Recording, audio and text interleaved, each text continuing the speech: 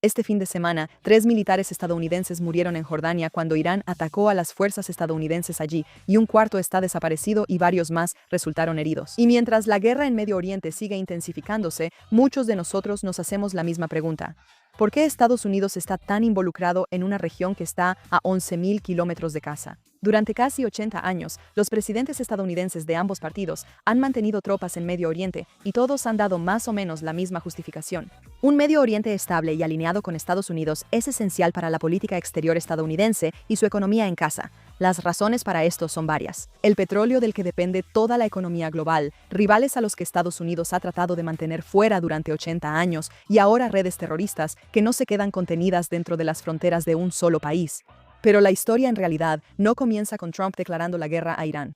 Comienza en un buque de guerra en 1945 con un apretón de manos. Bienvenidos a Amir Kesho en JNS TV. Vamos a empezar desde el principio.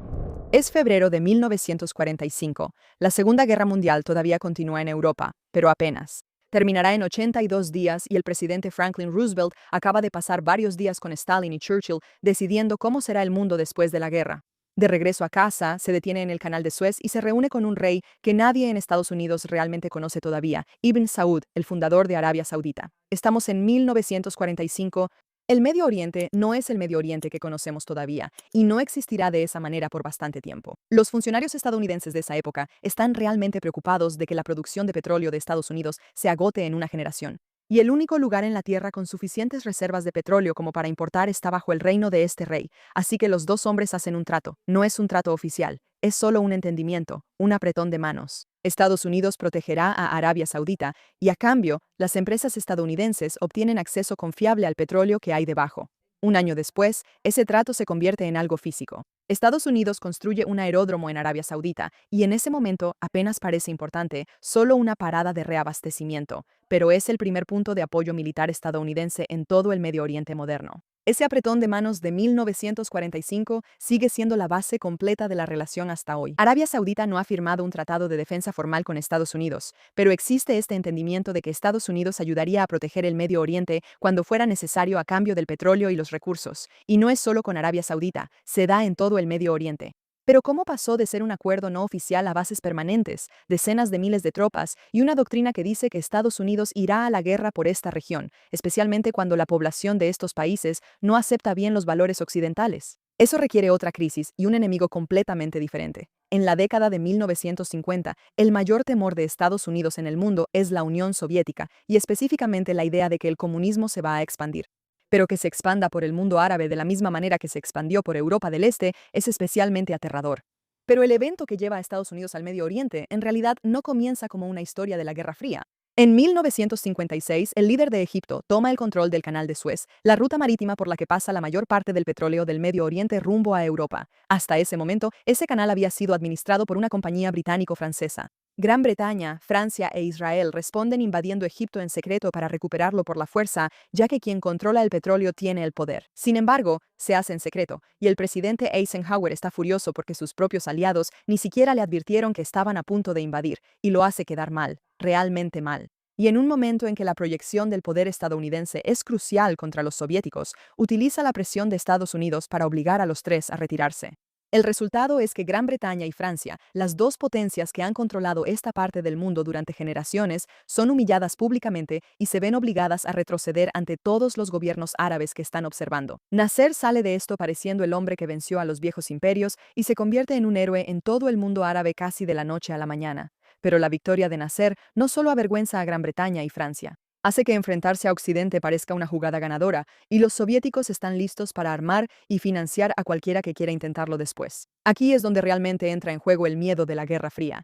Con Gran Bretaña y Francia ya incapaces de actuar como los encargados de hacer valer los intereses occidentales en la región, Eisenhower teme que se haya abierto un vacío, y que la popularidad de Nasser y esta humillación harán que sea fácil para los soviéticos intervenir y empezar a respaldar movimientos nacionalistas árabes en toda la región.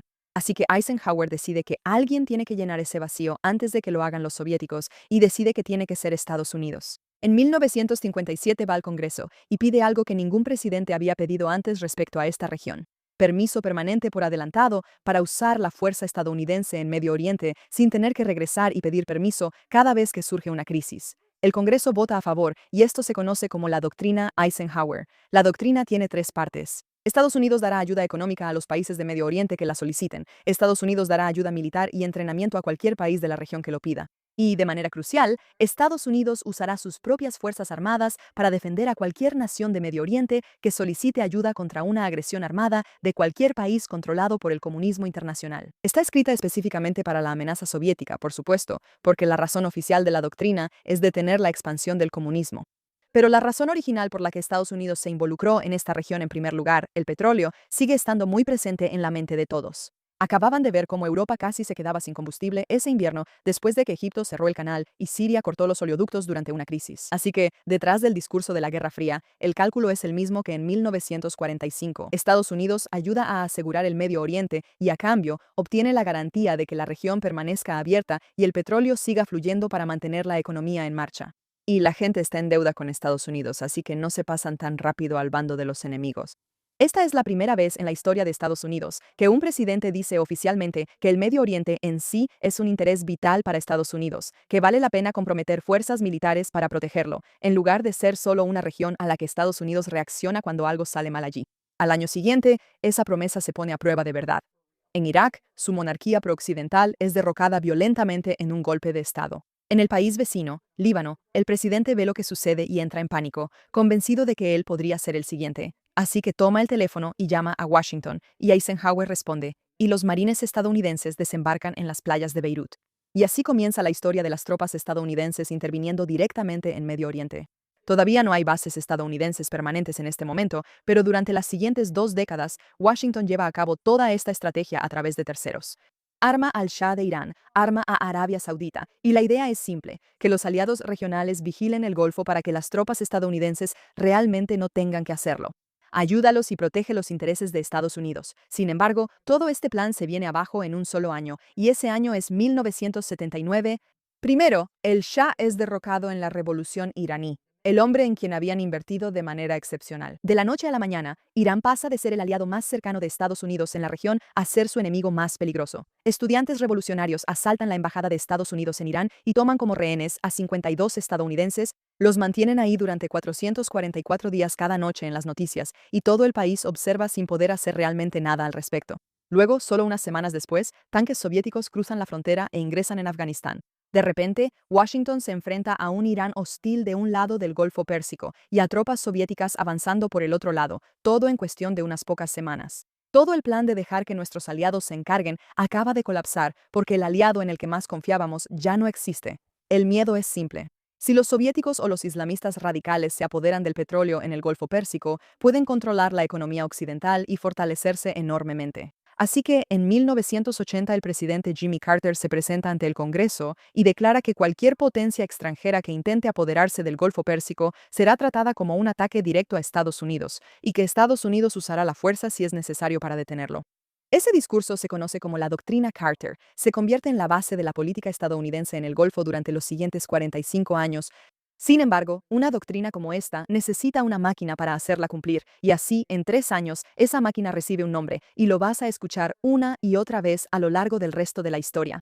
CENTCOM, abreviatura de Comando Central de Estados Unidos. Cuando CENTCOM se crea en 1983 para dirigir toda la estrategia militar de Estados Unidos en esta región, Israel en realidad queda deliberadamente fuera de su mapa. Israel queda bajo un mando completamente diferente durante los siguientes 38 años, pero ya hablaremos de eso. Una vez que existe CENTCOM, las bases permanentes dejan de ser opcionales. No puedes repeler una invasión por cualquier medio necesario desde un cuartel general ubicado en Florida. Si Estados Unidos va a cumplir esta promesa, necesita pistas de aterrizaje, combustible y tropas ya ubicadas dentro de la región, listas para moverse de inmediato. Así que empiezan a construirse las bases. Pero esto tampoco es tan sencillo. Verás, a algunas personas en esta región no les gusta la intervención extranjera y están a punto de hacer que Estados Unidos pague por ello con sangre. El primer pago llega en 1983 en Beirut. Un camión lleno de explosivos se estrella directamente contra los barracones donde las tropas estadounidenses están durmiendo. La mayoría de ellos son infantes de marina y 241 militares estadounidenses mueren en cuestión de segundos. Es el día más mortífero para el Cuerpo de Infantería de Marina de Estados Unidos desde Iwo Jima en la Segunda Guerra Mundial. La inteligencia que se desclasifica solo años después rastrea el atentado directamente hasta la República Islámica de Irán. Este es el momento en que Washington aprende algo que realmente no puede olvidar. Esta región puede contraatacar con fuerza, y lo hará. La protección de los intereses de Estados Unidos va a tener un costo, y el cálculo de ese costo frente al interés será una deliberación constante. 4 años después de eso, surge una nueva amenaza. Irán e Irak ya están en guerra entre sí y comienzan a atacar petroleros en el Golfo, los petroleros de cualquier país, incluyendo barcos de países neutrales que solo intentan transportar petróleo por el agua. Kuwait es atacado y llama a la Marina de los Estados Unidos para pedir ayuda. Buques de guerra estadounidenses comienzan a escoltar petroleros kuwaitíes por el Golfo y se convierte en la operación de convoyes más grande que la Marina de los Estados Unidos ha realizado desde la Segunda Guerra Mundial. Irán responde esparciendo minas por todas esas aguas y una de ellas casi hunde por completo a un buque de guerra estadounidense. Antes, en ese mismo conflicto, un misil iraquí ya había impactado otro barco estadounidense, matando a 37 marineros estadounidenses en un ataque que Bagdad luego calificó como un error y por el que se disculpó. La operación Proteger el Petróleo ha comenzado. ¿Eso te suena familiar a lo que está pasando ahora? No te equivocas, pero paciencia. Ya llegaremos a eso, porque entonces llegó la mayor prueba de todas. Saddam Hussein invade Kuwait en 1990 recordando el desastre de Irán. Estados Unidos se toma esto muy en serio. La respuesta estadounidense, Tormenta del Desierto, se convierte en la mayor concentración militar que esta región ha visto, y Kuwait es liberado en aproximadamente 6 semanas, con alrededor de 148 soldados estadounidenses muertos en combate. Por los estándares de la guerra moderna, funcionó exactamente como se planeó, aunque fue un precio alto a pagar. Sin embargo, esta vez, cuando termina la guerra, las tropas no regresan a casa. Entre 1991 y 1994, Estados Unidos firma acuerdos formales de defensa con Kuwait, Bahrein, Qatar y los Emiratos Árabes Unidos, uno tras otro. Estos países necesitan ayuda. Son pequeños, tienen mucho petróleo y saben que muy rápido podrían convertirse en un objetivo para una invasión. Irak lo hizo con Kuwait, y los países lo están notando. Atacarlos ahora significaría atacar a Estados Unidos, lo cual es un elemento disuasorio mucho mayor y para ellos tiene sentido. Por supuesto, para muchas personas dentro de estos países se siente como una traición a sus creencias religiosas. Invitar a una ocupación militar extranjera y no musulmana permanente en suelo árabe e islámico es algo totalmente inaceptable. Y esta es exactamente la razón por la que Jordania en realidad no está en la lista de arriba, a pesar de estar siendo atacada ahora. Pero hablaremos de eso más adelante. Lo que comienza como un campamento militar lleva a bases reales, pero tardan más en construirse. Al-Udeid se establece en Qatar en 1996 y Camp Arifjan se construye después. Aún así, después de un atentado terrorista en 1996 en un complejo de viviendas militares estadounidenses en la cercana Arabia Saudita, el ejército se convence de que necesita algo más seguro que su antiguo campamento en Kuwait. Y la construcción comienza en 1999, y los tanques estadounidenses se estacionan ahí y simplemente se quedan esperando la próxima crisis. Avancemos rápido, porque ahora mismo, entre 36.000 y 46.000 soldados estadounidenses están repartidos por toda la región. Están en 19 sitios diferentes y 8 de esos cuentan como instalaciones completamente permanentes. 4 países forman el núcleo de esa red y cada uno cumple un papel diferente. Qatar alberga la base más grande y el puesto de mando avanzado de CENTCOM, con casi 10.000 soldados en un día cualquiera. Bahrein alberga toda la quinta flota de Estados Unidos, responsable de 2,5 millones de millas cuadradas de océano, incluyendo el estrecho de Hormuz, la vía marítima por donde pasa una quinta parte del petróleo mundial.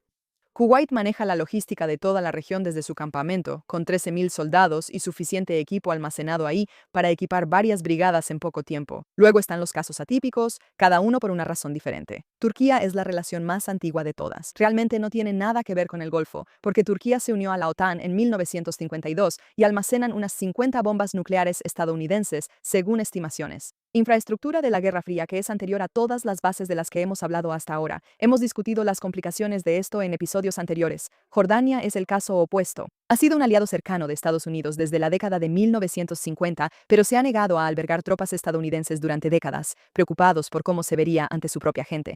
Eso solo cambió cuando Siria colapsó en una guerra civil y el ISIS apareció al lado, dejando a Jordania como el último lugar estable desde donde operar. Hoy en día alberga uno de los únicos 9 sistemas de radar de defensa antimisiles que Estados Unidos posee en todo el planeta, pero llegó tarde y a regañadientes. Y por supuesto, Diego García, que ni siquiera está en Medio Oriente, es una isla propiedad británica en el Océano Índico y funciona como un punto de avanzada para los bombarderos furtivos estadounidenses, lo suficientemente cerca como para que un B-2 pueda reabastecerse ahí y regresar rápido, aunque los bombarderos mismos estén basados en Estados Unidos. Esto viene acompañado de su propia controversia no resuelta, ya que el Reino Unido acordó recientemente entregar la soberanía de la isla isla a Mauricio mientras se la arrienda de vuelta a Estados Unidos. Un acuerdo que los legisladores británicos aún no han aprobado hasta este año, pero de nuevo, puedes ver que Estados Unidos está muy involucrado en este lugar. Y por supuesto, está Egipto. Desde 1982 ha albergado una pequeña fuerza estadounidense de mantenimiento de la paz en el Sinaí que monitorea el tratado de paz entre Egipto e Israel. La mayoría de la gente ni siquiera ha oído hablar de esto, aunque ha estado funcionando por más de 40 años, y así es como Estados Unidos lo quiere. Una presencia fuerte en la zona, pero una de la que la mayoría de la gente realmente no necesita oír hablar porque mantiene la paz y la disuasión sin un costo realmente alto. Por supuesto, sería un error hablar de la presencia estadounidense en esta región sin mencionar Afganistán, que resultó ser todo un desastre. Puede sonar sencillo para Estados Unidos mantener estas bases y presencia militar, pero ha habido ocasiones en que su costo ha sido excepcionalmente alto, durante 20 años más de $2 billones. Y cuando Estados Unidos finalmente se retiró en 2021, los talibanes retomaron todo el país en aproximadamente 10 días. El mismo gobierno con el que Estados Unidos fue a la guerra para derrocar volvió al poder casi de inmediato, y es desgarrador. Por supuesto, la razón por la que Estados Unidos entró a Afganistán fue la misma que ha estado presente a lo largo de toda esta historia.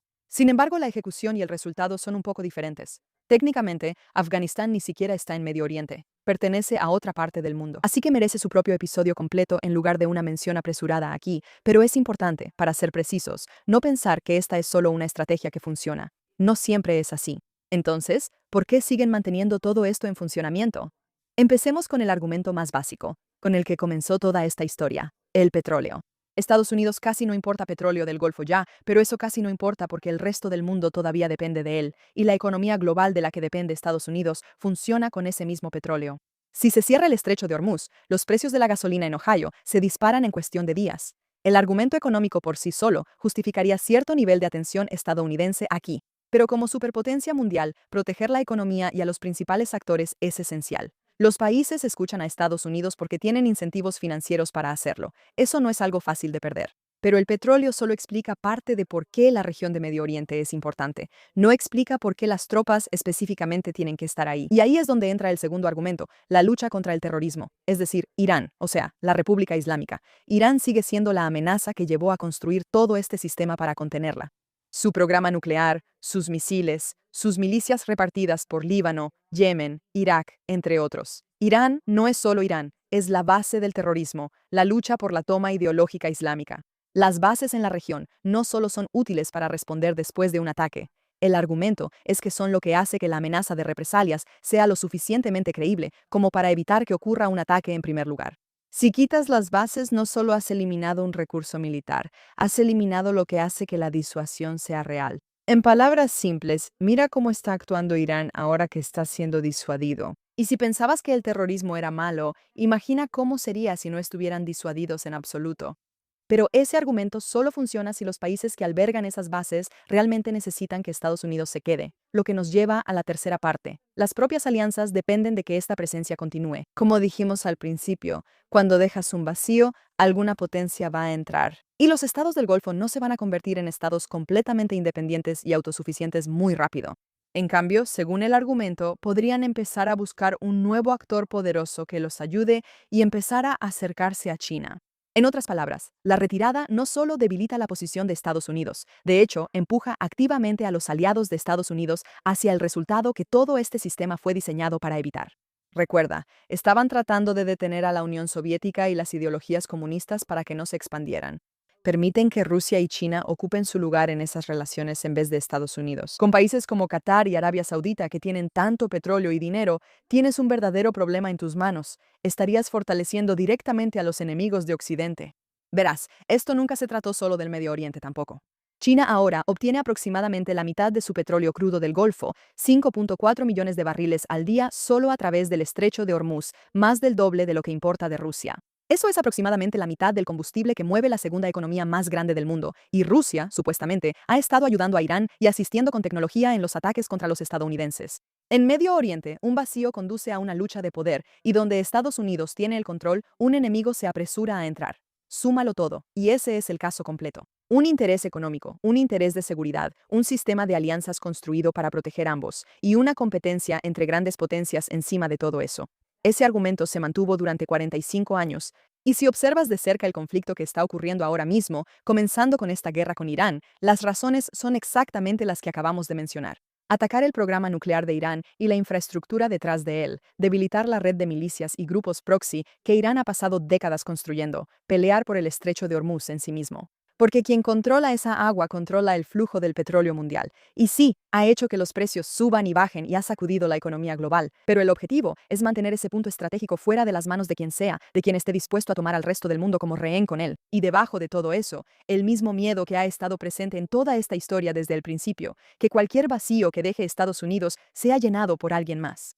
Lo triste ahora es ver a las personas que usarán la muerte de los militares estadounidenses como prueba de que Estados Unidos no debería involucrarse en Medio Oriente o que están librando la guerra de Israel. Es una visión ingenua y una falta de comprensión de la geopolítica. Repasen todo lo que acabamos de hablar. El apretón de manos de 1945, 3 años antes de que Israel siquiera existiera, la doctrina Eisenhower creada para detener el comunismo. La doctrina de Carter, centrada en el petróleo y los soviéticos, Beirut, la guerra de los petroleros, tormenta del desierto, la base Camp Al-Udeid, toda la red de bases. Todo eso se combina en el intento de que Estados Unidos siga promoviendo los valores occidentales en el mundo. Esta escalada nunca ha sido por Israel. Es por los intereses de Estados Unidos, y por eso Israel realmente no está involucrado hasta este punto en la escalada actual. Si piensas en lo que ha hecho Estados Unidos, sinceramente es algo notable. Ha mantenido su presencia aquí. Ha llevado a cabo una guerra casi completamente insana contra Irán, con muy pocas tragedias. Y por supuesto, cualquier muerte es una tragedia. Estamos pensando en esos marines en este momento. Pero fingir que su muerte no tiene sentido está mal. La presencia de Estados Unidos en Medio Oriente no está exenta de problemas. Yo, por mi parte, no creo en la intervención extranjera. Me gustaría ver a Israel y a los estados del Golfo desarrollar la fuerza para luchar sus propias guerras, para unirse y no necesitar la ayuda estadounidense. Los intereses de Estados Unidos en Medio Oriente no siempre coinciden con las necesidades de Medio Oriente. En eso, soy muy clara. Pero hoy no estamos aquí para discutir los detalles ni los pros y los contras. Estamos aquí para recordarnos por qué Estados Unidos ha intervenido, por qué esta guerra en este momento es importante, qué se está defendiendo y por qué eso importa. Porque es importante para la defensa de los valores occidentales, para la estabilidad económica y para detener las amenazas terroristas en todo el mundo. Soy Ayer Erika, y nos vemos la próxima vez.